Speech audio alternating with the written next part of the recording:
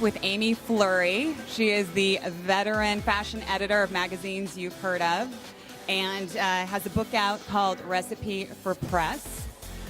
Pitch your story like the pros and create a buzz. What would be some other things to correct people on? Okay, well, you want to keep it short so you don't have to give away everything. You want to be prepared for press. If you were to be written up on a very big design blog 20 minutes after you sent the pitch because they're racing to get the scoop, you don't want all of that attention and that traffic on your website to shut it down on the very day that you got the best press of your life. So you want to be prepared beforehand. There's one that I think people are very unsure of, and that is, do I have to send products to every editor out there?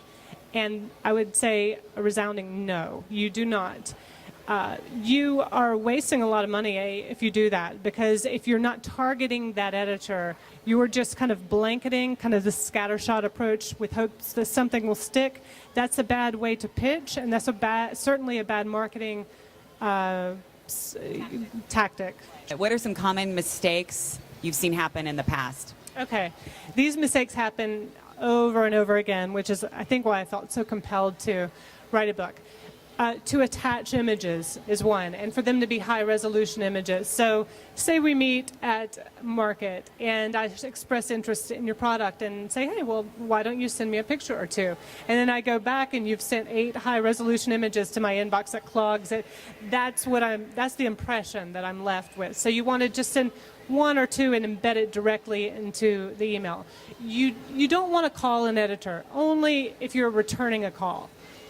We want to be able to give your idea full consideration, but we're also writing on deadline, and so to pick up the phone and to receive a call when that really could have come through in an email, again, it signals you're not quite ready.